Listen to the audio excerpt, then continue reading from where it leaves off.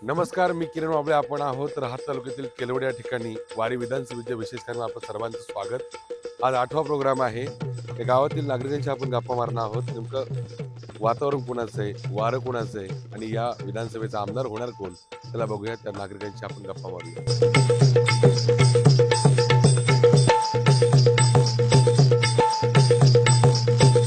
ड्रायव्हरची इकडे फक्त विखे पॅटर्नच चालतो, दुसरं कोणी चालत नाही. इकडे तुम्हाला एक सांगतो, इकडे विखे सोडून दुसरा पर्याय नाही. त्यांना चॅलेंज कोणी करू शकत, त्यांनी कोणी करू नये, हे माझं मत आहे. काय काय विकास काम असतं? सगळे कामं करतात ते.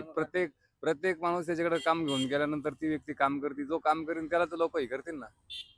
आतापर्यंत केलवडमध्ये एवढी हे तर पूर्णपणे कोणत्या समाजाचा माणूस गेला तर कोणत्या समाजासाठी तोच माणूस काम करू शकतो. हे बाकीचे काय आज यांना इकडून 5 वर्ष एक गाठ सुद्धा नाही घेतली कोणी.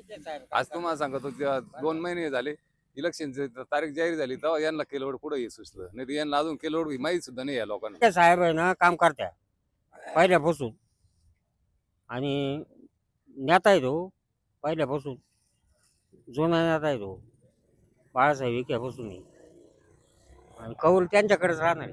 आठवतं तसं मी विखे साहेबालाच मतदान करतो.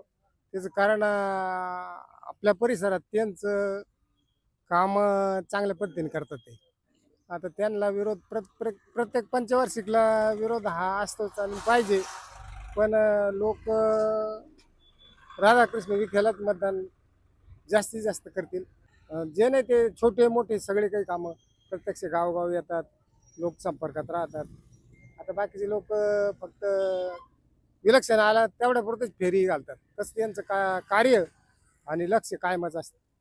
आता तर शिर्डी विधानसभेत नामदार साहेबच येतील, कारण नामदार साहेब सर्वसामान्यांचे कामं करतात. माझ्यासारखा एक सर्वसामान्य मातंग समाजाचा असताना देखील मला एक भाजीपाल्याची आडत देऊन एक मार्केटमध्ये उभं करायचं काम हे नामदार साहेबांनी केलं. त्यांनी असं कुठल्याही जातीचा किंवा कुठलाही द्वेष नाही करत. ते सर्वसामान्यांना कसं वर न्यायचं ते बघता हे देखील त्यांचं काम आहे. त्यांनी आतापर्यंत लोक म्हणता की दडपशाही वगैरे काही नाही. सर्वसामान्यांना ते आज माझ्यासारखा सर्वसामान्य आज मार्केटमध्ये आडतदार आहे भाजीपाल्याचा, त्या असं ते कुठलाही जातीचा याचा द्वेष करत नाही. त्यांच्यासारखं नेतृत्व आपल्या राहता तालुक्याला कुणीच भेटू शकत नाही आणि हे कुणी येऊ हे काहीच करू शकत नाही. त्यासाठी नामदार साहेब, फक्त नामदार साहेबच येतील आमच्याकडे. काय नेमकं वातावरण आहे? आपण केलोडमध्ये आलो आहोत. त्या ठिकाणी काही चहा पिण्यासाठी नागरिक आहेत. काका, काय वाटतं या विधानसभेचं नेमकं वातावरण काय? फक्त विखे पाटीलच, दुसरं कोण नाही नामदार. नक्कीच एक युवक आहे. आपल्या इथं विखे पाटलांशिवाय दुसरा पर्यायच नाही. विरोधक येतील जातील, दरवेळेस विरोधक येते. तिने आजपर्यंत काय आपल्या मतदारसंघात एक मुरुमाची पाटी कुठं टाकेल नाहीये. आतापर्यंत जे काय दिलं ते विखे साहेबांनी दिलंय मतदारसंघासाठी.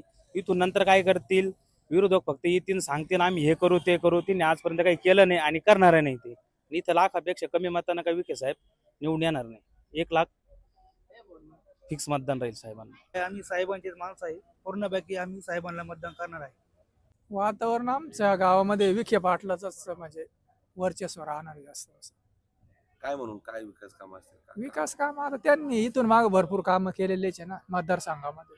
फक्त पाण्याविषयी गावाची नाराजी आहे. पाण्याचा प्रश्न त्यांनी जर सोडवला तर काय अडचण नाही.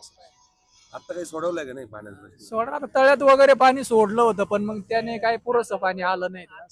मग त्यांनी डायरेक्ट म्हणजे शेतात पाणी आलं पाहिजे असं सगळ्यांचं म्हणणं आहे. सगळ्या लोकांचं विखे पाटलांनाच म्हणजे आमच्या आता सडका विकास केला, पाटाचं पाणी आणलं, 2 वेळेस दिलं. आता आम्हाला विखे पाटलाच मतदान करायला. वातावरण चांगलं आहे साहेबांविषयीचे, तो भाग नाही. पण काय झालं, दुधा जे उत्पादक आहे ना ते नाराज आहेत सध्या. त्यांना म्हणजे शेण काढल्याची किंमतच मिळत नाही. त्यांनी त्याचा म्हणजे काळजीपूर्वक लक्ष घातलं पाहिजे साहेबांनी. आणि दूध आहे ना ते अनुदानाऐवजी त्यांनी डायरेक्ट भाव द्यावा ही विनंती. बस म्हणजे दुधाच्या बाबतीत त्यांनी लक्ष घालावं, कारण त्यांच्याकडे ते खाता आहे. अनेक वर्षापासून पाण्यापासून वंचितच आहे आता पाण्यापासून. काही वाटतंय का काही पुढे येऊ शकतं म्हणून, किंवा चांगलं होऊ शकतं? पाणी तर आलेलंच आहे, पण आता पोटचाऱ्यात आणखीन ते बरेच काम अपुरे आहेत ना, त्याशिवाय तर पाणी भेटणार नाही ना. तेवढे काम केले पाहिजे. काय तर सुरुवातीपासून साहेबांचंच गाव आहे असं. आज केलोडमध्ये आपण होतो. या नागरिकांच्या आपण गप्पा मारल्यात. काही कामं झाली, काही कामं राहिली. असे सांगतायत. मात्र येणारी 20 तारीख सांगणार आहे या शिर्डी विधानसभेचा आमदार कोण आणि जनता कोणाच्या बाजूने कौल देणार आहे. तोपर्यंत भेटूया पुढील कार्यक्रमात. तोपर्यंत नमस्कार.